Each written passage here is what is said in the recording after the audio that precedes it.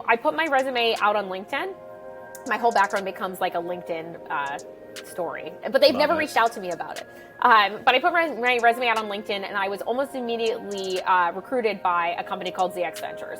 And ZX Ventures is the venture capital and innovation org of AB InBev. AB InBev is the largest CPG company in the world. That's the consumer packaged goods industry. They own brands you might know, such as Budweiser, Stella Artois, Corona internationally, and then a handful of like 100 different craft brands here in the US, and then over 350 brands internationally. And what they were trying to do is they created ZX Ventures as the innovation and venture capital group to basically get ahead of the next trends that were coming in beer. And I was so interested because it's a very big thing to say, like, I am a large CPG and I cannot figure this out on my own, so I'm going to dedicate literally $1 billion towards figuring it out and hire the best minds in direct-to-consumer and all these things to figure it out with me. And then I'm going to place strategic investments around the table. All right, welcome everyone to another episode of the Jake Dunlap Show.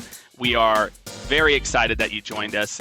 If you haven't tuned in, this is the show where we talk to celebrities, thought, and industry leaders to really discover their journey to success. I am super excited that you're joining us. This show is like no other. I can promise you that.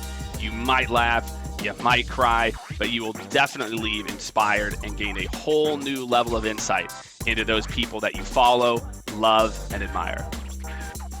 All right, welcome everyone to another episode of the Jake Dunlap Show.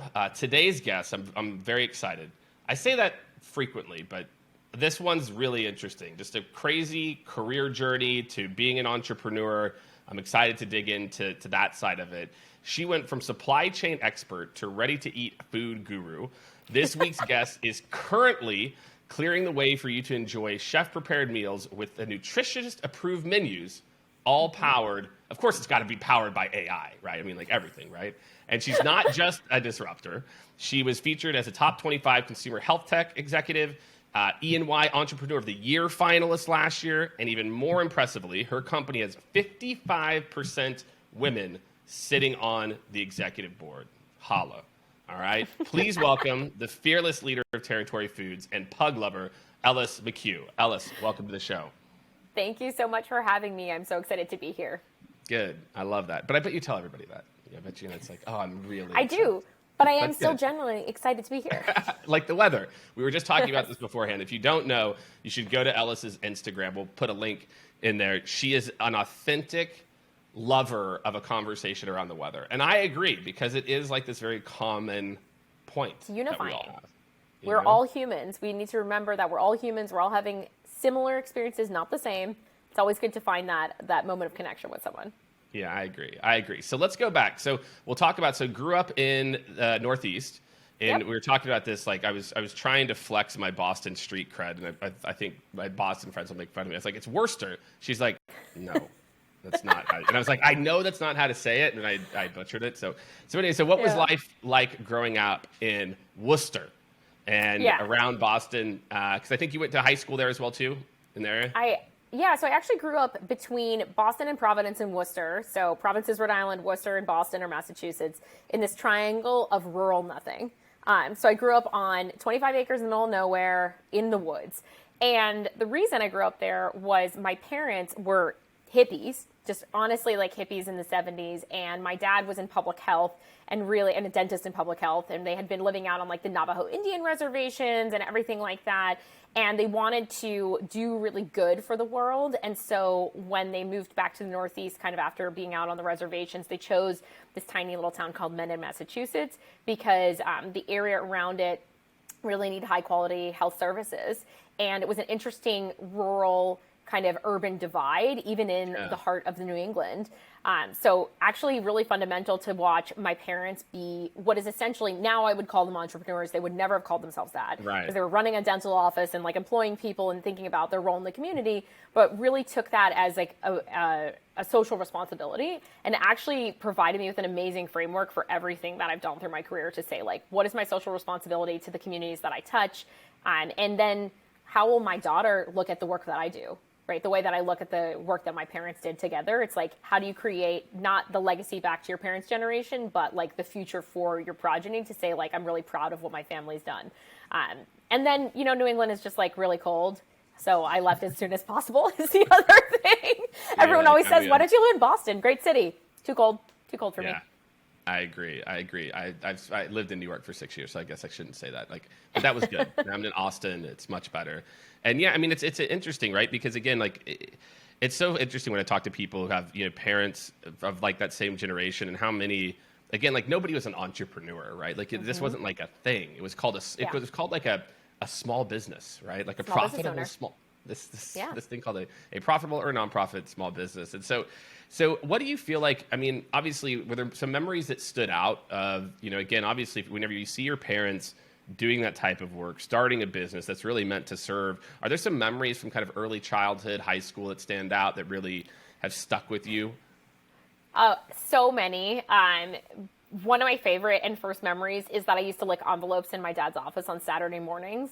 And when other kids were at like soccer, I was like licking envelopes and tri-folding, flyers and things like that. And I think the reason it stuck with me is that I was so proud to be a part of the business. And then I think the other thing to call out is that like my parents worked day and night, right? They would come home and they would work in the evening. And so that really has imprinted on me in a real way, where it's like there's this large cadence. And one of the hardest things for me is actually like controlling that and taking time off and making sure I'm balancing my time really well.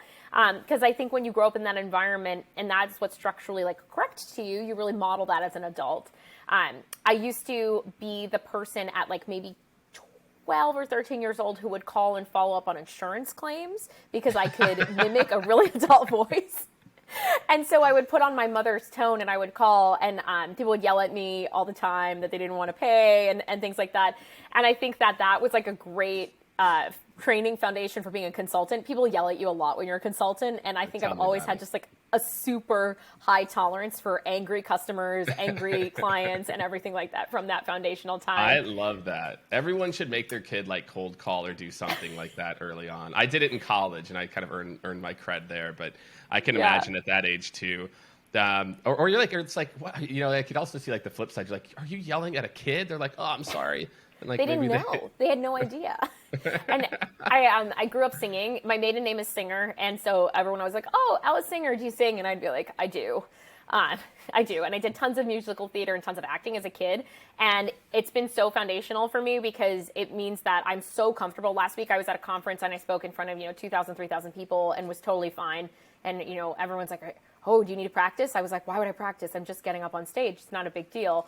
And it also kind of gave me that like really easy reflex to like pretend I was someone else and get on the phone and, follow up on insurance payment. Yeah. And then as, I've been thinking and approaching capital, I think that stage presence is actually something that really helps in these moments where like an investor is drilling you on something that maybe you don't know all of, or like there's an issue with, and you just go into this mode of like, the show must go on. Like, how do I make this as smooth as possible? And I think also,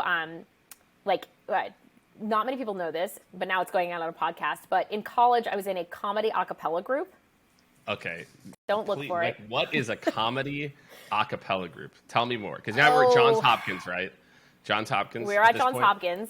Okay. We're at Johns Hopkins, which is an incredible university. I wouldn't have traded it for anything. It's a very rigorous university. Yeah. There's something called the Hopkins 500 because out of the 2,000 kids that go in every class of Hopkins, only 500 ever leave the library. And I definitely was one of them. But I really wanted to have like a bright social network at school. It's not a school that really traditionally has encouraged that. They've made huge strides in the last few years. And so I joined a comedy a cappella group, which was about like making funny music and like parodies, like very Weird Al. But the reason I bring it up in this moment is that this on YouTube somewhere. Please do not. Please do not. I should not have told you. YouTube.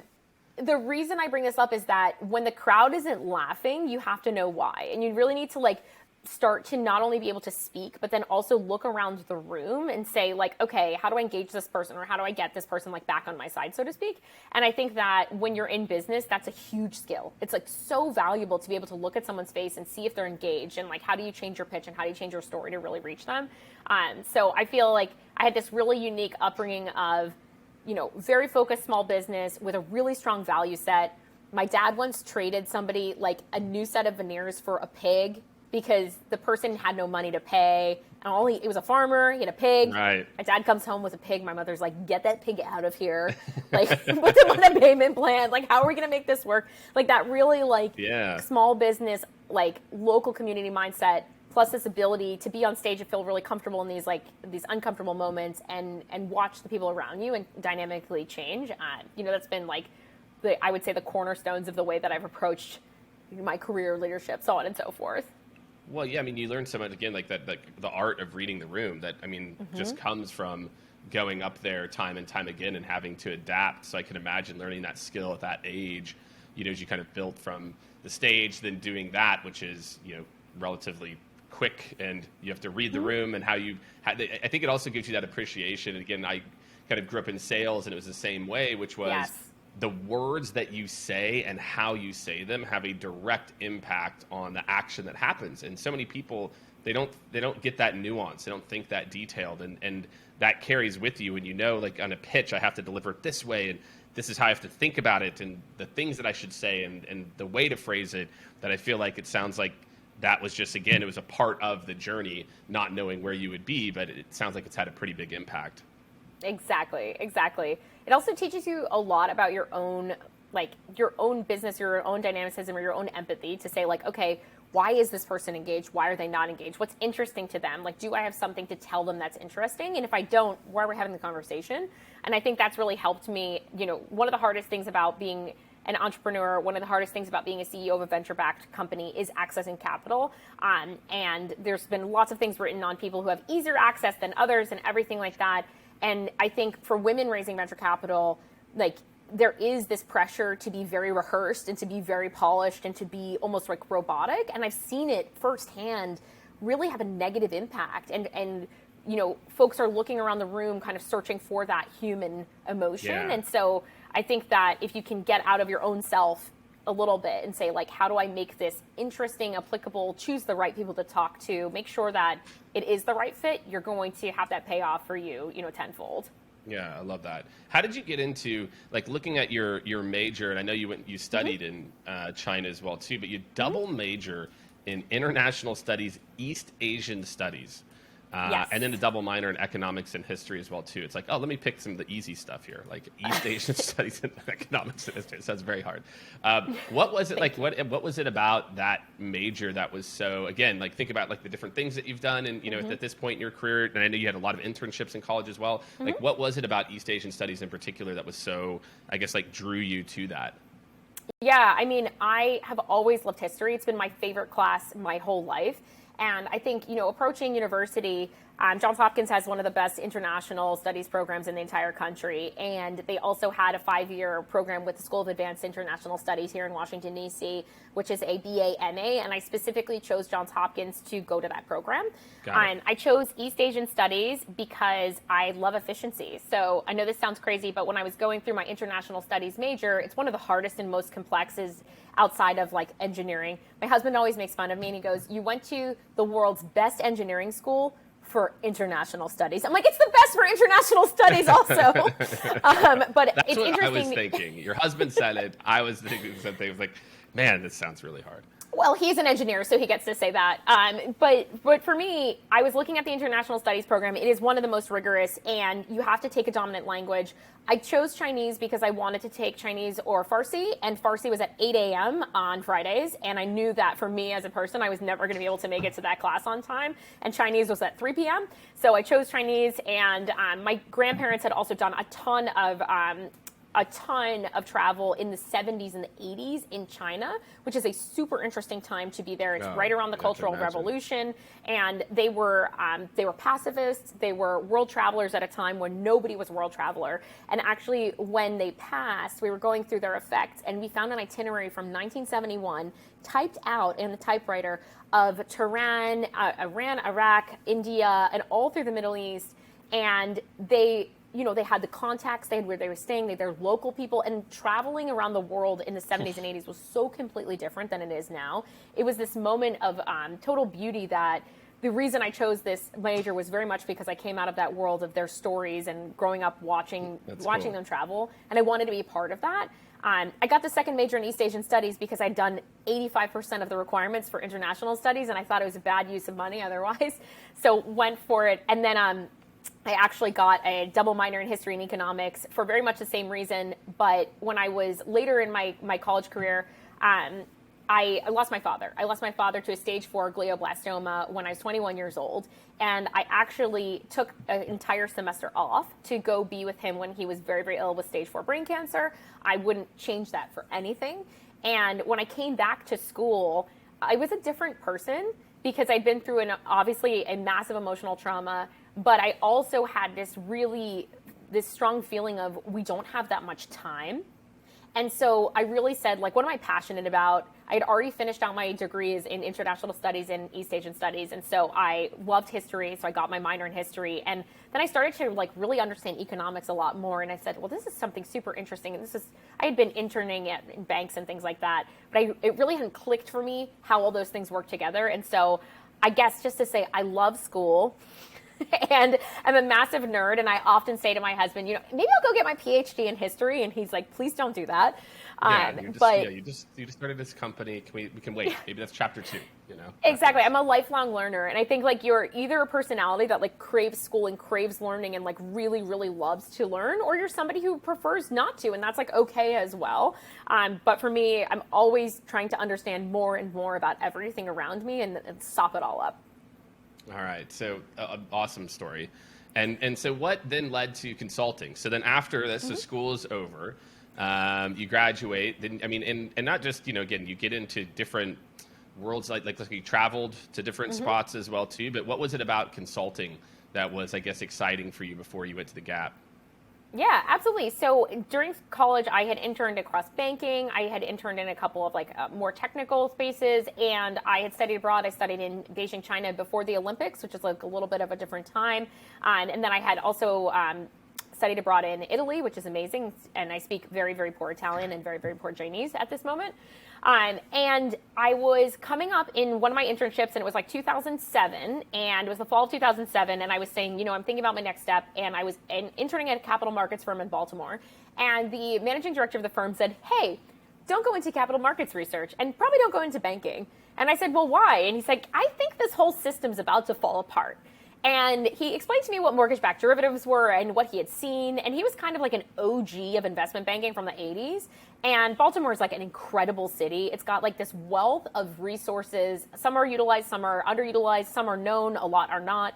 And he basically was like, I think you should find something else. So I started going to a lot of like the different like career things. And I met the team from Deloitte. And I basically said to them, listen, I don't have a background in technology, but I can speak Mandarin Chinese, and I can explain very, very hard concepts to people in very simplified language. And if I can speak Chinese, perhaps I can translate code to non-technical people as well. And maybe this could work. And there was a partner there named Dan Collins, who I attribute all of this success to, and he took a risk on me. And I was the only non-engineer in my starting class. And it was just because Deloitte starts you in classes every September. Right? Rotations. And it was just such an interesting thing to me to be a non-technical technologist and put on the empathy hat of the customer, right? And start from the beginning of who buys consulting services and how do we break them down and talk to somebody about this multi-million-dollar investment they're about to make and how it pays back for them. And it was just so exciting for me because I loved it. And I loved everything about consulting. Consulting has one of the best, and Deloitte specifically, has one of the best post-college transitional programs that you could ever have, because they literally start you with 2 weeks of training, 3 weeks, sometimes 5 weeks, to become a consultant. And it's not like they throw you on the job, but day one, they're like, this is what it means to be part of our firm. This is what you have to believe in terms of like how we do work. This is what we expect of you. This is how you talk to a client. And there's so few careers that actually do that kind of training. And it's just so amazing to me. And it was so powerful to me that after I did that training and was a consultant for 1 year, I actually rebuilt the whole program, because I just said, there's so much power in other non-technical people to be technologists. Like, how do we attract them? How do we recruit them? And how do we onboard them successfully? And how do we measure that success? It's like my first time in my career, my first career, kind of challenging and saying like, I want to own more of this, and not like I'm just content to be a consultant, which I was, and I loved being a consultant, but I want to change the way we do things. I want to structure this differently to create more opportunities for people from different backgrounds, from different like mentalities, and drive that diversity that you might otherwise not have. And they didn't really know what to do with me, so they were kind of like, if you want to rebuild it, sure.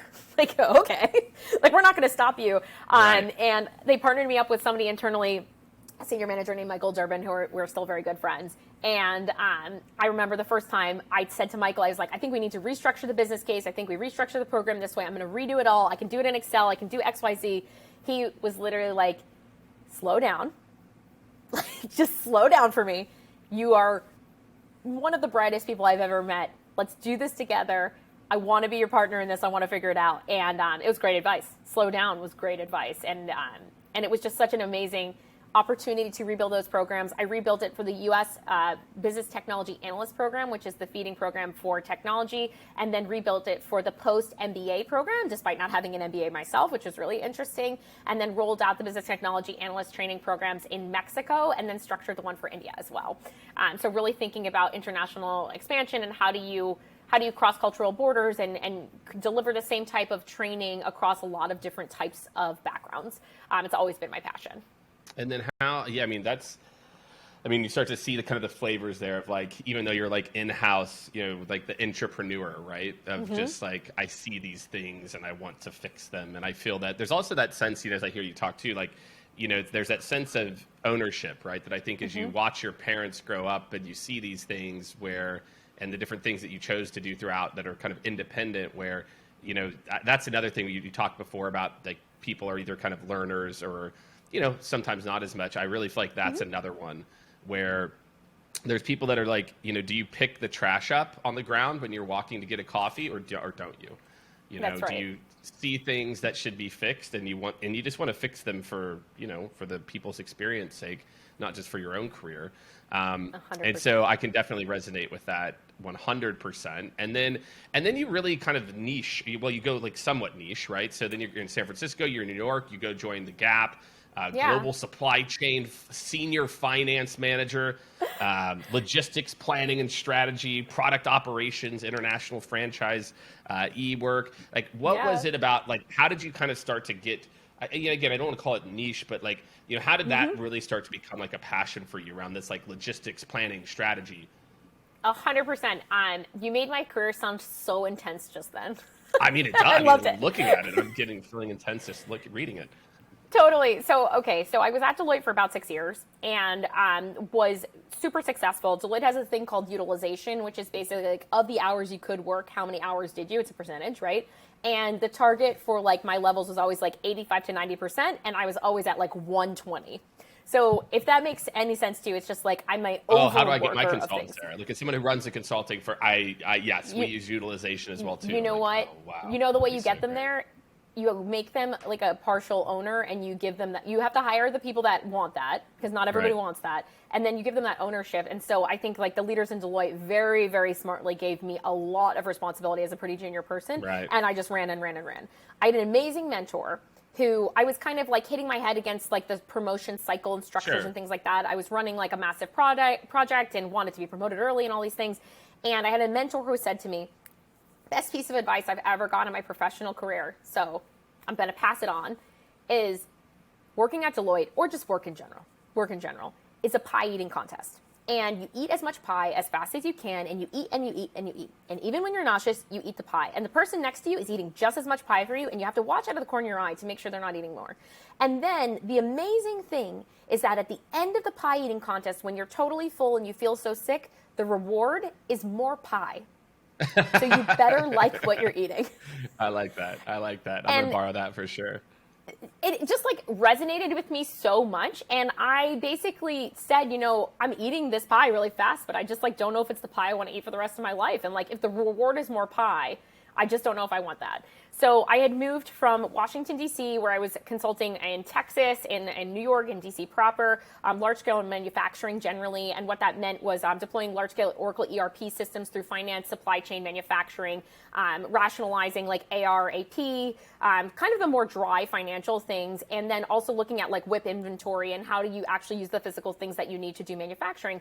And the biggest thing for me at Deloitte was, okay, you're a client, you just bought Oracle, and Oracle is freaking expensive, right? So you're buying a very, very expensive suite of products, and all of a sudden now you want to spend an incremental 5, 10, 15, 20, $150 million to customize it. Why? Why are you doing that? Just take it off the shelf, out of the box, right? Like the whole point of Oracle. That's what you're supposed to do. You're supposed to hire Deloitte to implement it and customize it and create custom objects and things. But why? Like, why is your reporting process or your AR process so fundamentally different than the 100,000 companies? That's dramatic. Right. The thousands of companies that Oracle has worked with in the past to build this software. And the answer was that every single one of my clients really believed that something was special about their business. Of course. And I felt that as a consultant, I was starting to see that sometimes things were special and sometimes they weren't. And so I had moved from DC to San Francisco and was living in South Bay and was working with an incredible company in semiconductor tester manufacturers in Japan, Germany, and like Singapore as well. And I was doing all this, like, it was this really interesting company that was an American company that had been purchased by a Japanese company that had been purchased by a German company. And so we were doing all the supply chain and financial flows of like WIP inventory from one country to another and the intercompany like sale and stuff like that. Very technical work. And it just kind of hit me that I didn't want to be doing it forever. But that I had learned this really, really valuable lesson was that if the customer couldn't find value from that complexity, then you're just wasting time and money. That was like my aha of my 6 years of consulting. That like, if you can't find value in that custom process that you're running behind the scenes, then you're just wasting time and money and efficiency. And so with that kind of energy, I went and I started to look for a new position. And I really wanted to work in retail. I've always loved fashion, but I'm not a designer by any means, and really wanted to work in the nuts and bolts of fashion. And originally, when I had pursued East Asian studies, I had thought maybe I'll do like fabric buying and manufacturing and things like that for retail, because it's a great use of international studies, East Asian studies. Back to college for a second. Remember I went to Johns Hopkins for that 5-year BA MA program? You'll note I didn't bring it up because I didn't get in. Is the answer.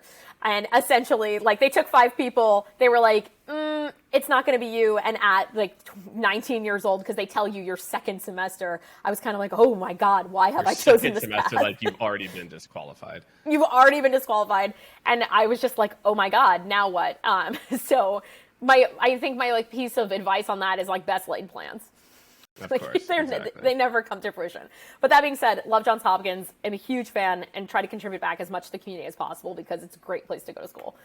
Amazing education. Anyhow, fast forward, I left Deloitte and I was looking at retail as a landscape and basically went to Gap Inc. They had a lot of open positions, and I basically went to the recruiter and I reached out to her one-to-one and said, hey, I have this very weird background in finance, supply chain, technology, systems development. I have absolutely no experience in retail. I can build and manage a team like you've never seen before. Because as a very young person at Deloitte, when I was 26 years old, I was managing 26 different people, all different ages, all different backgrounds, and had really learned the hallmarks of a good leader and that kind of empathetic leadership that, you know, is taking me very far now. And basically said, I love people management and I love the hardest problems, and I'm a fixer of things, right? I pick up the trash on the sidewalk. Like, I am a fixer of things. When something is broken, I like to fix it. And the recruiter kind of said, I don't even know what to do with you because nobody reaches out to Gap Inc. and is like, hey, I just want to work here. And so she plugged me into the finance supply chain group in technology, which is a lot of layers. But essentially, Gap Inc. is an incredible $16 billion company. It's a legacy in retail, founded in 1969 by Donna Doris Fisher in San Francisco, originally jeans, and now a lot more. When I joined, they had 5 different brands. So Piperline, which has now been closed, but Banana Republic, Gap, Old Navy, so on and so forth, the whole family of brands. And they had done an incredible job building that family of brands up. They had a business that was 44 international markets, not wholly owned by Gap, and those were franchises. And that business was actually run out of the UK by an incredible group of people that did business development and merchandising and things like that. But the supply chain for those franchise businesses was very direct, meaning that the franchisees were managed entirely on the business development side of the house, and then they would just buy directly from the vendors. And when I got to Gap, they had made the very smart decision from the supply chain organization that all product for the entire world for Gap would go through 2 distribution centers, one in Hong Kong, one in the UK. And with that change, all 44 of those markets almost fell apart. And it was amazing because it's a classic example in very large businesses where the analysis is done without complete stakeholder buy-in, and you're looking just at the numbers on the page, and you don't think of the... You hire a consulting firm that gives you the high level on what to do. Wasn't going to say it. Someone gets in the... I mean, look, again, I can say it, but you know how it is. It's like, it looks good in that 250-page PowerPoint that McKinsey put together, or whomever, and then in reality, it's like, this isn't practical. Exactly. And so when I got there, it was really interesting. They were not really thinking about the franchise business as its own business line. And the team that was running it from the UK was just so incredible. And they built this amazing thing and they had so much pride in it. And it was so separate. It was really separate from the organization. So the first thing I tried to do was come in and get the financials straight. I built a team there, which is amazing, and really said, like, what's our budgeting process, planning process, everything like that. Then shifted over and really tried to fix the supply chain problems and say, like, okay, how do we rationalize the fact that this is a $16 billion business and this franchise business is one of those $1 billion? And how do we actually, like, grow it and how do we build for the future? I was so privileged to work with just, like, an incredible group of people. Gap Inc. is an amazing organization. And the heart of the organization is in the right place 100%. There's this amazing thing called the PACE program where they do education of the communities where the product is made. And it's very much like this beautiful retailer that has this huge mission, but they weren't ready for e-commerce. And they weren't ready for what was next, right? And for me, I sat in this very interesting space of being so in love with retail as a category and seeing like Everlane and Bonobos and Rothy's and all these really cool, fast DTC companies coming up. Yeah, this is right when those are starting to blow up, like late 2012, 13, 14. Exactly. And there's this D2C revolution happening in the United States. And then I have all these franchisees who are screaming that the product is late, it's not the right product, that they know their customer because they're capturing this consumer data. And then you have Gap trying to rationalize all of it together. And it was just this amazing moment of how do you build a D2C business and how do you actually use those consumer analytics and how do you get the right product into the Saudi Arabian store and how do you analyze it? And Gap runs a really robust global supply chain and there's teams all over the world that manage it. But how do you be nimble? And how can you replicate a direct-to-consumer company that works like an Everlane where they're doing very small buys and they're doing them very quickly and they're very, very design-driven? So part of the work that I did later in my career at Gap, I moved from San Francisco to London to support business development, worked with the team launching Gap India, which was an incredible experience that I would not trade for the world, as well as Old Navy Dubai and just like a lot of really cool international expansion, working with people all over the globe. But always coming from the how do we make this work and how do we make the unit economics of this business work? So very, very it sounds pragmatic. Like customized to the market too, right? Like customized to these different Exactly. nuances. Yeah. So when I was at Gap and we were doing all these really this interesting international development, I was also just thinking about the role of e-commerce and direct-to-consumer with all these different franchisees. And what we were trying to do was make the supply chain shorter so that Gap could read analytics live out of the stores before placing an order, right? That's how the direct-to-consumer relationship really starts to pay off, is that you use information about the consumer in almost real time, and then you set what you sell based on that. And the answer to this like big implicit question is the Gap supply chain is not meant for that, period, full stop. And so for me, as somebody who loves to fix things, I was like, I see this massive consumer demand coming. I see direct to consumer. I'm obsessed with Everlane, would love to like talk to them about it. How do I do this? And because the franchise part of the business was so kind of like cordoned off from the rest of the business, they just gave me permission to play. And so I like rebuilt the supply chain. I'm like hand jamming analytics with myself on a planner at 2:00 in the morning and at 55 Thomas in New York. And just like doing this like really cool, I thought it was cool, this really cool hustle to figure out how we transform this global supply chain for these franchisees. And it was just like this like moment of true entrepreneur like energy at what is not a very big entrepreneurial environment. And I just realized that was what made me happy. Right. And I said I'd moved back from London. I lost my visa because of Brexit. And then I moved to New York. I had a choice of New York or San Francisco. We chose New York and basically said, OK, I've landed in New York. I can make the global supply chain of Gap faster. Is that what I want to be doing? And I kind of said no. Because for me, the retail global supply chain is incredibly wasteful. It's disproportionately impactful to the emerging markets that produce the product. And as I kind of said, I've always had a strong sense of community values associated with my work. And it was hard for me to say what's good for the world is to make more white pants, because I don't think that's necessarily true. Yeah. So I put my resume out on LinkedIn. My whole background becomes like a LinkedIn story, but they've never reached out to me about it. But I put my resume out on LinkedIn, and I was almost immediately recruited by a company called ZX Ventures. And ZX Ventures is the venture capital and innovation org of AB InBev. AB InBev is the largest CPG company in the world. That's the consumer packaged goods industry. They own brands you may know, such as Budweiser, Stella Artois, Corona internationally, and then a handful of like 100 different craft brands here in the U.S., and then over 350 brands internationally. And what they were trying to do is they created ZX Ventures as the innovation and venture capital group to basically get ahead of the next trends that were coming in beer.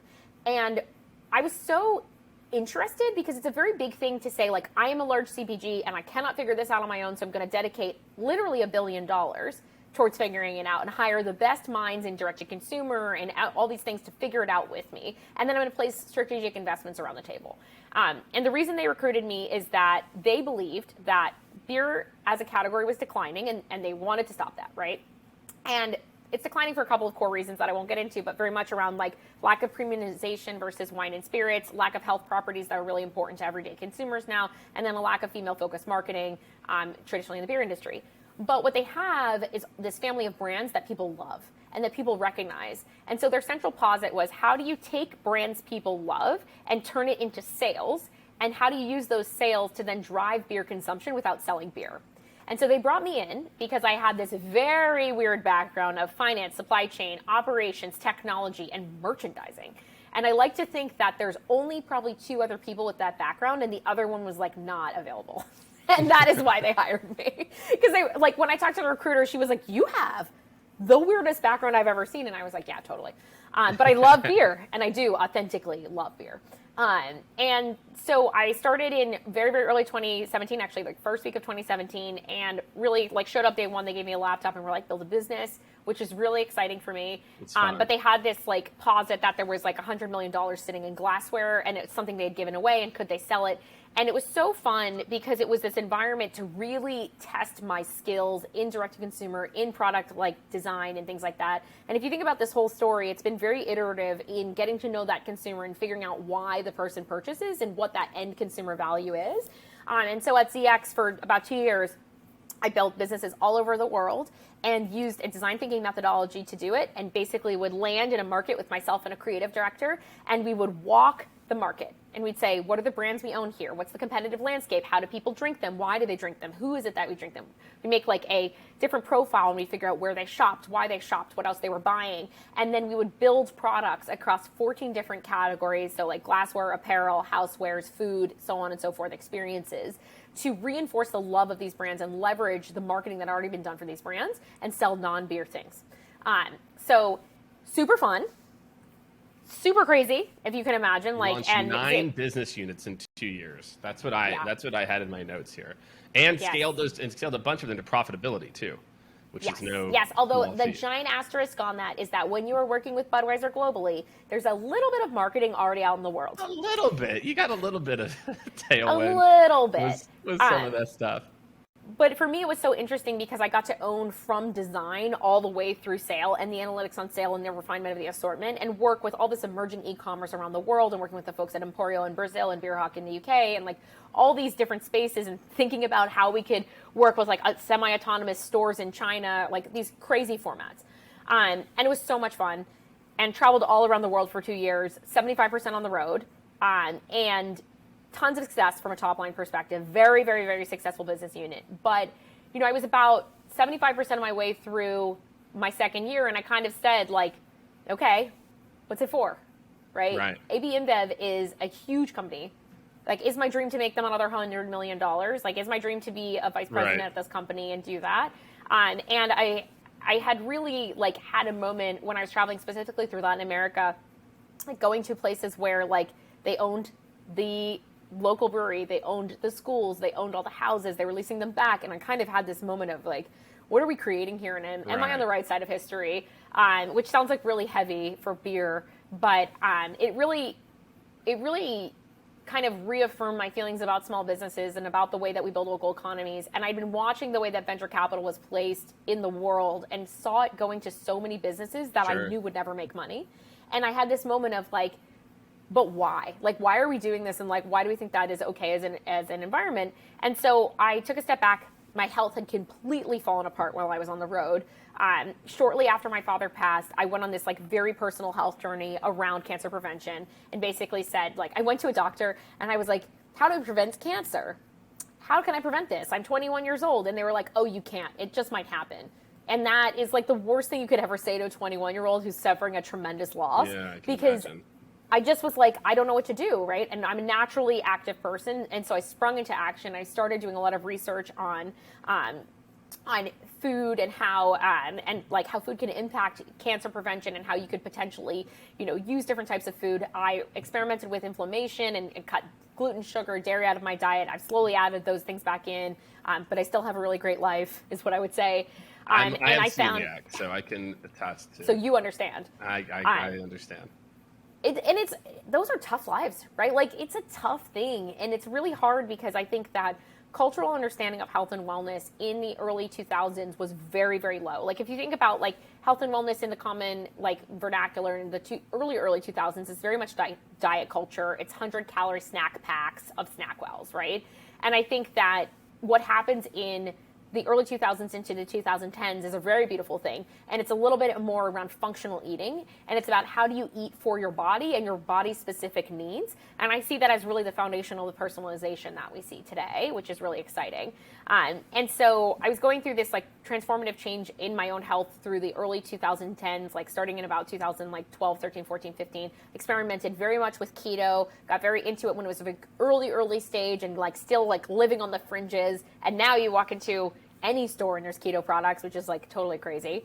But I was at this pivotal change where my health had fallen apart because I was on the road all the time. I drank 1,000 unique beers in 2018.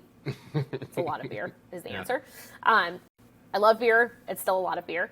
And so I said, what's next for me? Like, what am I trying to prove here? I built a business, very, very quickly, scaled it very fast. I have had a ton of success in big organizations and small. I am a lover of things, a fixer of things, and I'm a lover of people. I'm a fantastic team leader. I know that about myself. Like, what am I trying to prove? And I really wanted to find a company that was out there that needed those skills. So I was on a business trip in Australia, and there was this interesting LinkedIn posting from this company called Territory Foods, and I just reached out. So I'm not the founder of Territory, which most people don't know, but it's immaterial, honestly. Territory was founded in 2011 by an amazing software entrepreneur named Patrick Smith. He was a VP at Home Advisor and was going through like a life transition moment where he was doing CrossFit and he wanted to eat paleo. And paleo is the naturalistic form of eating where you cut like grains and sugar and things like that. And in 2011, when he founded Territory, nobody was doing this. Like, Whole Foods didn't have a hot bar item for it. There was certainly no fresh prepared meals as a category. No. And so he basically said, like, there's got to be a different way. There's got to be a better way. I'm not, in my early 40s learning how to cook now. And so he went to Craigslist, which was the best way to find anything at that time. And he found a chef that was making paleo food. And he said, will you make me paleo meals every week? And she said, sure, but not just for you. And so he said, okay. And he went to his gym and he said, hey, does anybody else want to do this with me? And sure enough, the first week, 6 people said yes. And then 6 became 10, became 20, became the other gyms in Northern Virginia where he lived. And as a software entrepreneur, he was like, this is a business and I should spend my time on it. And that's the founding story of Territory. And I wouldn't change it because I think that authentic product market fit with that highly engaged community with the right to win at that time is part of our secret sauce. And I'm so grateful that that the founding team had the gumption to found the business at that time, because it's really been the foundation to our success. Because it's not just about Territory, and we certainly make a lot more than food for CrossFitters now, but the foundation of Territory is not that Patrick went and bought a kitchen. Like, it never occurred to him, right? Because he's a software engineer, not a chef. And so he built what he knew. He built software, and he started with one chef. And then what happens from 2011 to 2018 when I show up is that paleo becomes primal, primal becomes Whole30 becomes keto, keto becomes plant-based, and there's this like hyper fragmentation in the world of healthy eating. Right. And we used to call them food tribes. Like the first deck I ever saw at Territory was like, we are the one for food tribes. And I was like, this is the worst nomenclature I've ever heard, because like food tribe doesn't sound like very accessible. But it was amazing because when those trends hit, if you think about how CPG works and how like normal manufacturing works, they can't get ahead of them, because the idea that you want to get ahead of a trend in CPG is just like such a large risk factor. Oh, because sure. like you're making a certain number of SKUs and it takes you 18 months to do all the development on it. So the idea that there's this crazy thing called keto that people are starting to talk about, like you can't do it. But for Territory, they just kept adding chefs. And that's what's powerful about Territory, is that the gumption of founders to say, like, I have a really good paleo chef, let me go find a Whole30 one, right? And to just go out there and get in the world and say, hey, we're Territory Foods and we make food for CrossFitters and we'd like to offer our people Whole30. Can you make us Whole30 food? And that's how the business was born. It's how the business developed, and it's how we became a network just really organically. And when I came in 2018, a very interesting thing had happened. They had just taken venture capital dollars in, the 2016-17 timeframe. Up until that point, they had absolutely no one leading marketing, which was crazy. It was just like a word of mouth brand, and the power of the founding team, the power of that authentic moment. It was distributed almost entirely through CrossFit gyms, and really, really organic and close with that culture. And then in 2017, the team had said, okay, we've got fresh venture capital money that we just raised. Let's put a Facebook ad out. And the first Facebook ad ever for the company was in November of 2017. And that is the moment that everything changed.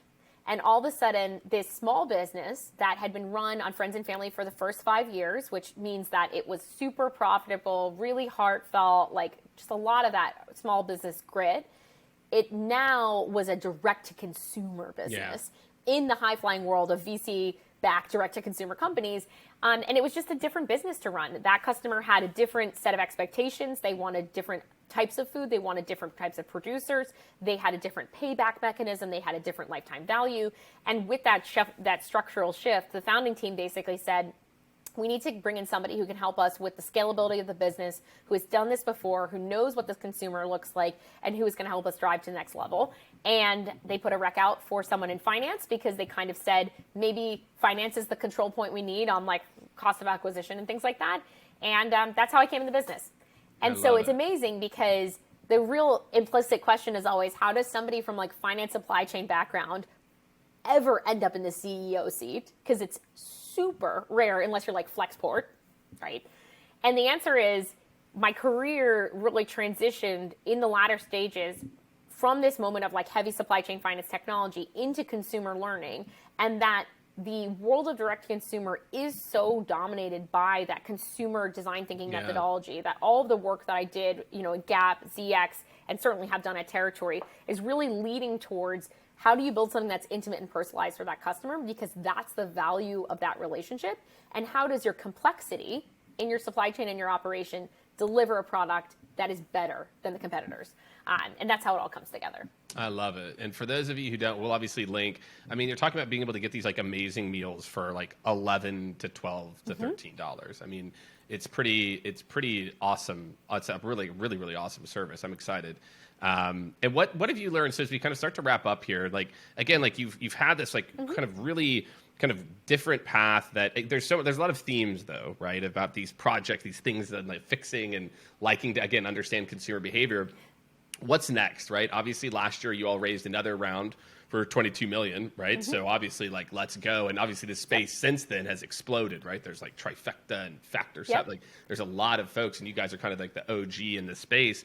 Like, what are you excited for? Like, what's the next, like what are you most excited for as you look forward into, 2022 and beyond?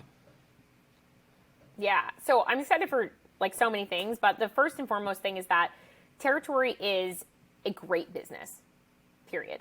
We are so lucky to work through a network of different chefs and restaurants and our producers, our suppliers, and then the network of third-party logistics and everything like that. And with the absolute amazing team that we have, and to build a business that is good, not just a good business, that's like always been my remit. And it's the reason that all, 60 members of the Territory team get up every single morning. So the thing that I'm so excited for is that we are changing the way that this whole category works because we were first and because we're the originals and we have seen it, right? We've seen so many companies come up, spend a ton of money, flame out, right? And for us, because we have a responsibility not just to ourselves, but to the communities that we touch, because all of our food is made by local producers, which means that when you buy from us, your dollars are staying locally. It contributes to restaurants and caterers in your neighborhood that you can actually go and eat their food. We're a huge part of their business, right? We're a huge part of their livelihood. And so the responsibility we have is not just to the customer, but it's to the community, which is hard. Heavy is the head that wears the crown. It's a double responsibility for all of us, but I think it's the thing that we are so excited for, and I am so excited for as we scale up even further. The second thing that I am just so excited to share and think about structurally is that the world of healthy eating has changed dramatically in the last 2 years. The world of direct-to-consumer food has changed dramatically in the last 2 years. And what that means is that today's consumer is a health consumer, full stop. This is like a very controversial take, so it's my hot take. But today's consumer looks around the world and says, no one is protecting me from the world around me. We are all just going through this massive trauma of a global pandemic, and everyone is saying, how do I protect myself for what comes next? And a lot of people are saying, how do I boost my immunity? How do I fix my metabolic health? Or perhaps I've been at my home for the last 2 years, and now I would just like to look better or feel better, and I'm starting to think about my body within my own control set. And you'll see really interesting companies have popped up in the last 2 years, like Found and Calibrate, which are GLP-1 subscription companies that have allowed you to kind of like manage weight and metabolic health and things like that. There's a ton of individualized nutrition companies that are coming up. And it's just this moment where the consumer is making their choices based on health, even if they know it's an indulgent choice. They're kind of saying like, this is not health, right? We like live in this moment. At the same time, the consumer understands fresh prepared meals in a way they never have before.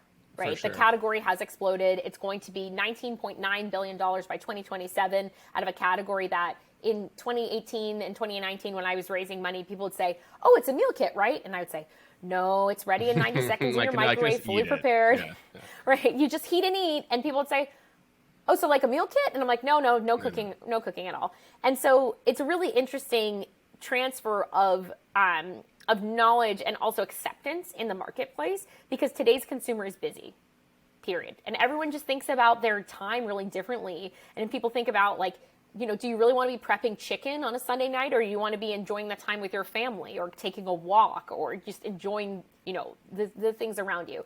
And so it's this perfect nexus that we have a very, very unique proposition for, because for us, it's not just that we have delicious, healthy, fresh prepared meals made locally in your community. It's that we have this massive scaled operation that we are partnering with leading voices in health and wellness to help bring their own meal programs to life as well. Because we have this massive right to win and this legacy in the space. And so what you'll see from us for the next year is really going into deep spaces with our partners and finding, you know, who are the leading voices in new moms, in biohacking, in men's health 45 to 55, and partnering with them to really bring their vision to life for healthy living and healthy meals, and to really do it at scale with like the best providers out there. We have on our back end an AI-based algorithm that you mentioned earlier.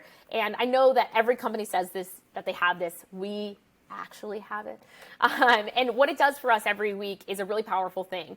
And it captures 90,000 to 150,000 points of consumer data every single week and says, based on the consumer ordering population that is ordering this week, it's this subset of items that you have for sale that fits their needs. And that's implicit and explicit variables. So what you've told me about yourself, like you told me that you don't eat steak, and then what you do on my platform, which is like, I see you never order spicy. And we recently have transformed that technology to be able to accept other external sources of data as well. So that's fitness trackers, it's continuous glucose monitors, it's Peloton bikes, it's all those things. And what we do with that is enhance that personalization and plug into these communities that are authentic in the health and wellness world and help them use their data in a more responsible way, and a way to get those results. And so for us, what I'm excited about, it's like so many-fold, but it's really bringing to fruition this view of connected wellness in these really intimate spaces in partnership with leading voices, and doing it in a way that drives dollars to your local economy. It's healthy for your body, it's healthy for the environment, and you can feel good about eating the product. I love it. I literally, as we speak right here, am putting in my first territory order right now. So Well, thank you in advance for being a I'm customer. excited, and we'll look at this. I mean, seriously, I mean, the meals look absolutely amazing. I've tried some of these before, but this looks like, I mean, again, I love that it's local. It's not shipped in like, you know, by like a lot of packaging, et cetera. So I'm pumped for this. So we'll definitely link to it. Everyone out there, go try it. I mean, it's like literally, I don't even think you could get from the grocery store at this like quality. So I'm really excited about it. And obviously the mission, and I think obviously with your history and aligning to this mission in particular, it sounds like, you know, you all are poised to do some really, really amazing things. So thank you so much for sharing your journey with us today. And like I said, I'm really excited about this. I'm going to send this to my wife too. I know she's going to be pumped too. We're going to change your life. We're going to make it easier to eat healthy, for sure. I love that. What a great mission, especially now, for all the reasons that you'd said. So, Ellis, thank you so much. I really appreciate it. Like I said, your story, I think, is just like a fun one of, like you said, like the best intentions, right? You know, a lot of really amazing, awesome experiences. But what I also heard throughout is you taking the initiative and you making it happen and you finding that. And so for everyone listening, I hope you hear that in your day to day. There's so many. I tell people this all the time, like, we always think the grass is greener somewhere else, right? And sometimes it is, but a lot of times it's like, wow, you can do this. Like, you can have such a big impact. You know, again, you started, you know, in a VP role, and now, you know, the CEO and all these other roles you have to reshape. So really, really, truly amazing story, Ellis. I really appreciate you sharing. Awesome. Thank you so much for having me. All right. Thank you, everyone. And we will see you next week on the Jake Dunlap Show. All right. Thank you so much, everyone, for tuning in to another extremely fun and interesting episode. I thought it was fun and interesting, so I hope you did too, of the Jake Dunlap Show. Really great, just breaking down everything that makes people who they are, the success, the trials and errors, and I hope that you enjoyed it as much as I did. Make sure to subscribe on your favorite platform, and make sure, more than anything, to go over to jakedunlap.com.